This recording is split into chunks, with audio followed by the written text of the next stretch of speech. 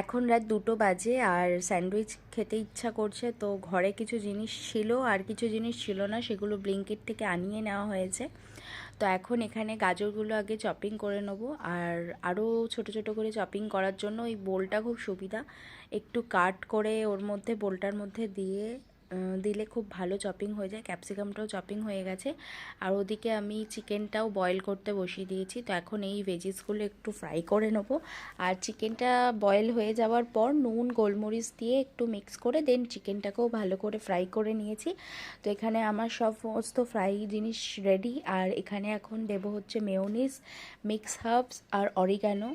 আর chilli ফ্লেক্সটা আমি avoid করেছি কারণ ঝাল খাবো না তাই।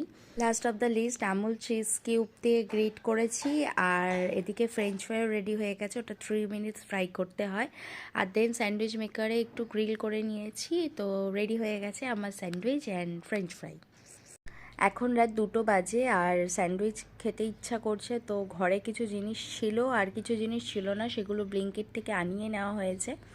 তো এখন এখানে গাজরগুলো আগে চপিং করে নেবো, আর আরও ছোট ছোট করে চপিং করার জন্য ওই বোলটা খুব সুবিধা। একটু কাট করে ওর মধ্যে বোলটার মধ্যে দিলে খুব ভালো চপিং হয়ে যায়। ক্যাপসিকামটাও চপিং হয়ে গেছে, আর ওদিকে আমি চিকেনটাও বয়েল করতে বসিয়ে দিয়েছি। তো এখন এই ভেজিসগুলো একটু ফ্রাই করে নেবো, আর চিকেনটা বয়েল হয়ে যাওয়ার পর নুন গোলমরিচ দিয়ে একটু মিক্স করে দেন চিকেনটাকেও ভালো করে ফ্রাই করে নিয়েছি। তো এখানে আমার সমস্ত ফ্রাই জিনিস রেডি, আর এখানে এখন দেবো হচ্ছে মেয়োনিজ, মিক্স হার্বস আর অরিগ্যানো। আর চিলি ফ্লেক্সটা আমি অ্যাভয়েড করেছি কারণ ঝাল খাবো না তাই। Last of the list Amul cheese cube দিয়ে গ্রেট করেছি, আর এদিকে ফ্রেঞ্চ ফ্রাইও রেডি হয়ে গেছে, ওটা 3 মিনিটস ফ্রাই করতে হয়। আর দেন স্যান্ডউইচ মেকারে একটু গ্রিল করে নিয়েছি। তো রেডি হয়ে গেছে আমার স্যান্ডউইচ অ্যান্ড ফ্রেঞ্চ ফ্রাই।